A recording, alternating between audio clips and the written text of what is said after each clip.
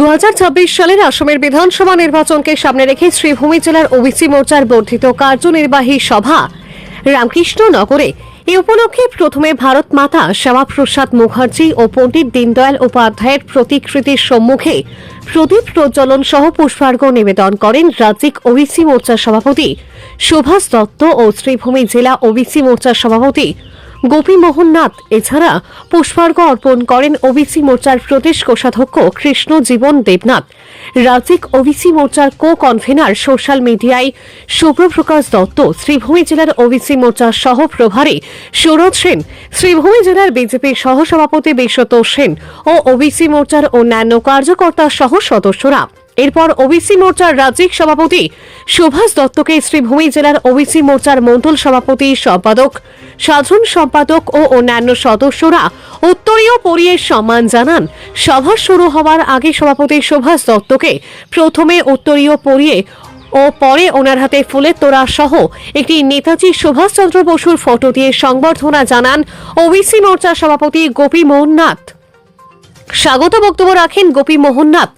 আগামী বিধানসভা নির্বাচন সহ ভারতের প্রধানমন্ত্রী নরেন্দ্র মোদীজির নেতৃত্বে ও আসামের মুখ্যমন্ত্রী হিমন্ত বিশ্ব শর্মার নেতৃত্বে যে উন্নয়নমূলক কাজ হয়েছে তা বিস্তারিতভাবে তুলে ধরেন ওবিসি মোর্চার রাজ্যিক সভাপতি সুভাষ দত্ত। সংক্ষিপ্ত বক্তব্য রাখেন রাজ্য সহ শ্রীভূমি জেলার ওবিসি মোর্চার পদাধিকারীরা। জাতীয় সঙ্গীতের মধ্যে দিয়ে শ্রীভূমি জেলার ওবিসি মোর্চার বর্ধিত কার্যনির্বাহী সভার সমাপ্তি। উপস্থিত ছিলেন শ্রীভূমি জেলার ওবিসি মোর্চার জেনারেল সেক্রেটারি অংশুমান নাথ, কোষাধ্যক্ষ অসিত নাথ, রামকৃষ্ণনগর মণ্ডল ওবিসি মোর্চার সভাপতি সঞ্জয় নাথ ও শ্রীভূমি জেলার বিভিন্ন মণ্ডল থেকে আগত সভাপতি, সহসভাপতি, সম্পাদক, সাধারণ সম্পাদক ও ওবিসি মোর্চার কার্যকর্তারা। অনুষ্ঠানটি পরিচালনা করেন শ্রীভূমি জেলার ওবিসি মোর্চার সম্পাদক যিশু বিকাশ নাথ। রামকৃষ্ণনগর থেকে অধিকার বার্তার প্রতিনিধি গৌতম সরকার। আপনারা দেখছেন অধিকার বার্তা। নতুন বন্দে ভাৰত ট্ৰেইন দিছে, সেই ট্ৰেইনখনত আমি 12 ঘণ্টাৰ ভিতৰত 14 ঘণ্টাৰ ভিতৰত আমি গৈ কেলকাতা গৈ পাম। ইমান ধুনীয়া ইনফ্ৰাষ্ট্ৰাকচাৰ আগতেতো কোনো চৰকাৰে কৰা নাছিল। প্ৰধানমন্ত্ৰী নৰেন্দ্ৰ মোদী ডাঙৰীয়া আহিলে আজি কিছুদিনৰ আগতে আহি নামৰূপ সাৰ কাৰখানাৰ 4ৰ্থ ইউনিটটোৰ তেখেতে আধাৰশিলা স্থাপন কৰি থৈ গ'ল। গুৱাহাটী বিমানবন্দৰৰ যিটো নতুন টাৰ্মিনেল, এই নতুন টাৰ্মিনেলটো মুকলি কৰি থৈ গ'ল।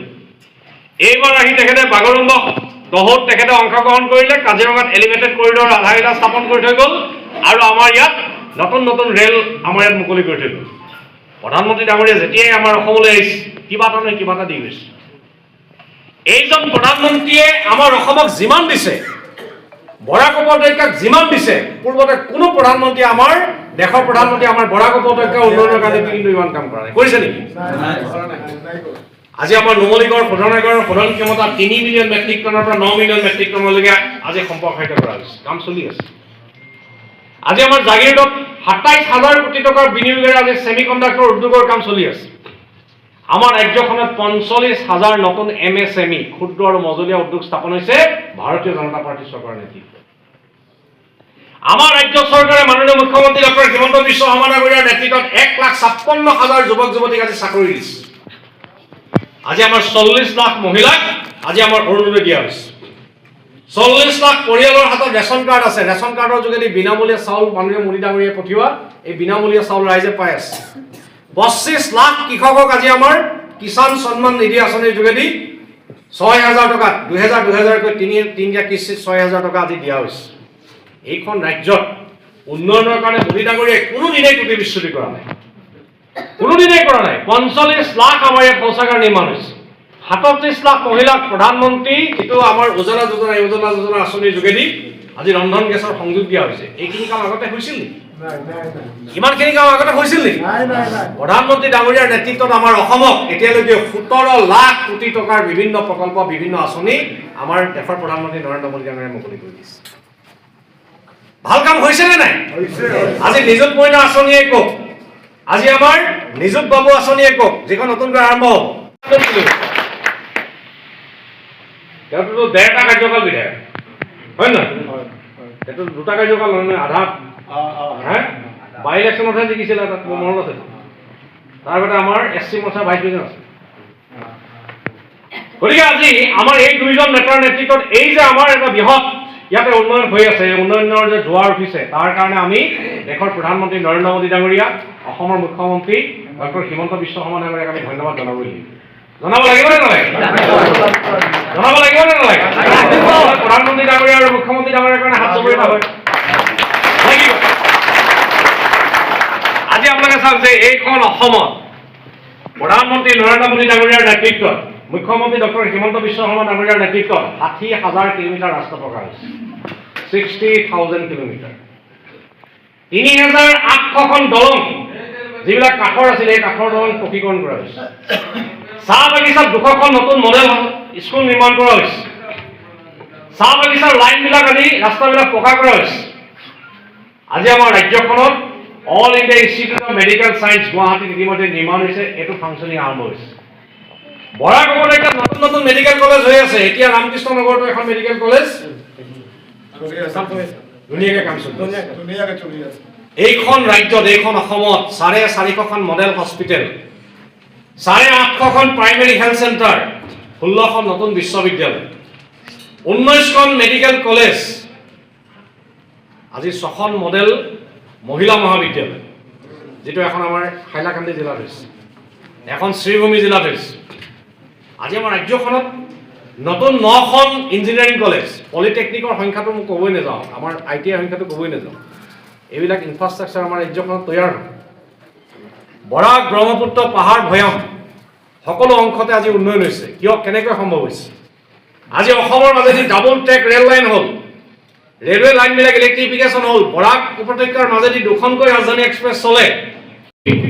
শ্রীভূমি জেলার ওবিসি মোর্চা যে আজকের এই বর্ধিত কার্যনির্বাহী সভায় আমাদের রাজ্যের সভাপতি সুভাদত্ত মহাশয়কে পেয়েছি, এই জন্য আমরা শ্রীভূমি জেলার পক্ষ থেকে অনেক অনেক শুভেচ্ছা অভিনন্দন জ্ঞাপন করছি।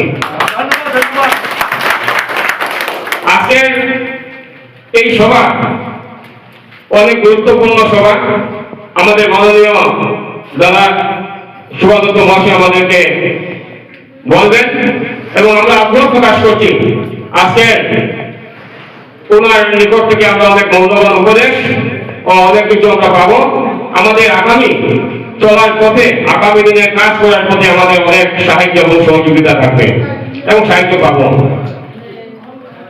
ভারতীয় জনতা পার্টি ওবিসি মোর্চা বিগত দিনে এই চান্সে আমি পরপর কিংবা এই শ্রীভূমি জেলার ওবিসি মোর্চা সভাপতি এবং সঙ্গে ভারতীয় জনতা পার্টির বিভিন্ন কাজে আমরা জড়িত থাকি।